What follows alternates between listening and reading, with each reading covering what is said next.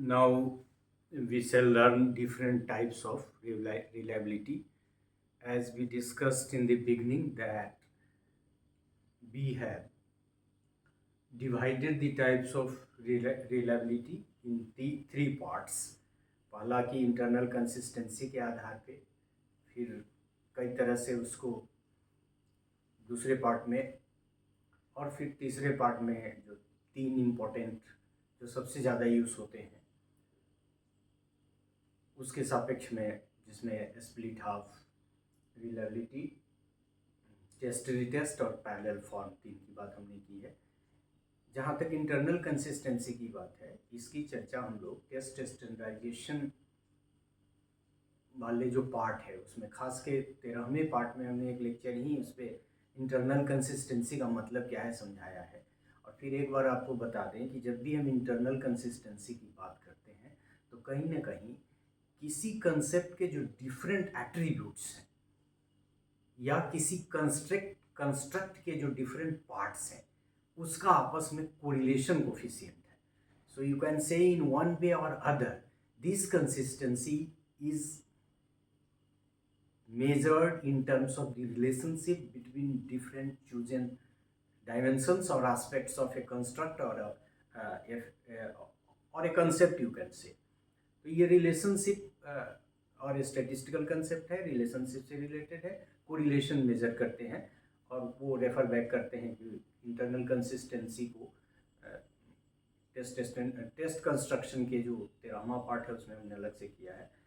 So here we are dividing, rather classifying types of reliability based upon consistency of.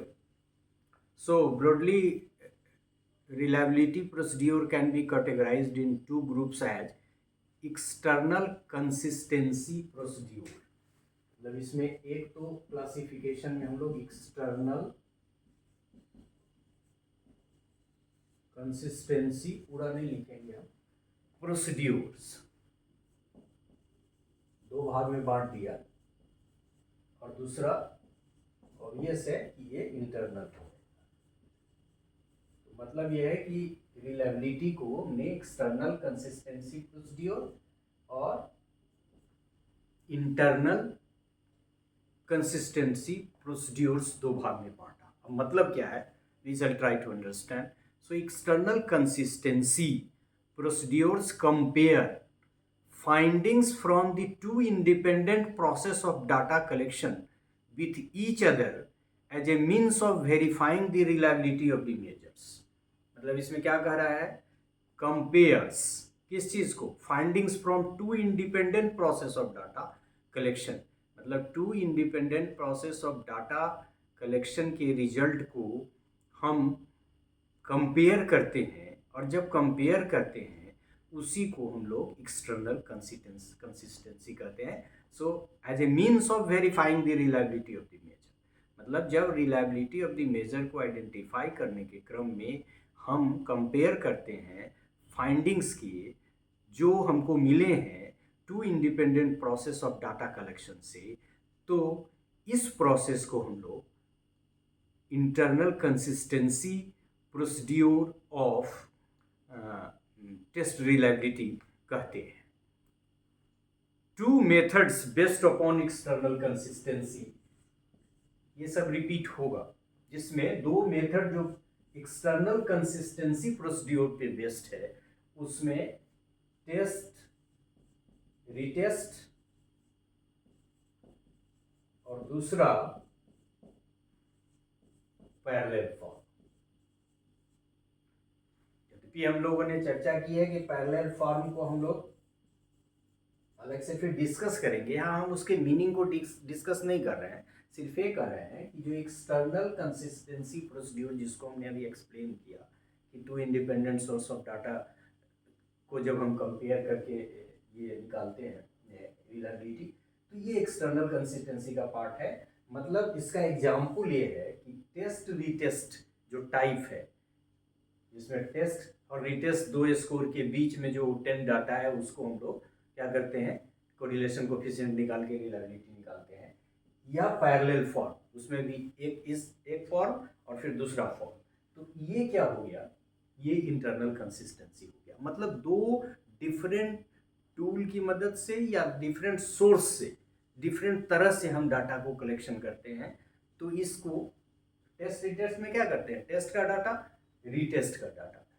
Parallel form में क्या करते हैं, एक form का फिर दूसरे फॉर्म का, तो और तब उसके बीच में कोरिलेशन कोफिशिएंट निकालते हैं।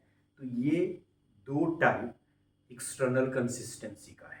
मतलब ये कि एक तो हम लोगों ने एक्सटर्नल कंसिस्टेंसी को समझा कि दो सोर्स ऑफ डाटा इंडिपेंडेंट, और दूसरा कि एक्सटर्नल कंसिस्टेंसी प्रोसीड्यूर का जो एग्जाम्पल है इसमें टेस्ट रिटेस्ट कैसे, ये भी बता दिया, और पैरेलल फॉर्म दो आते हैं। इंटरनल कंसिस्टेंसी पे हम लोग काफ़ी बात कर चुके हैं। So internal consistency procedures believe in the idea that items measuring same phenomena should produce similar results।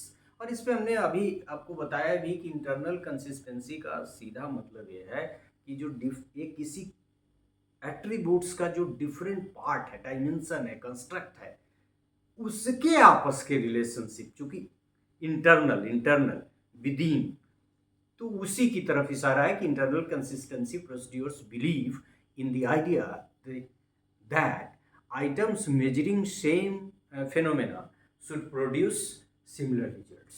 और इसके भी एग्जाम्पल्स हैं, इसमें भी तीन चीजें आएगी। In the internal consistency group following methods of reliability are placed. एक तो बहुत आसान है, कौन आसान इसलिए है कि आप सभी जानते हैं, स्प्लिट हाफ, इसका पहला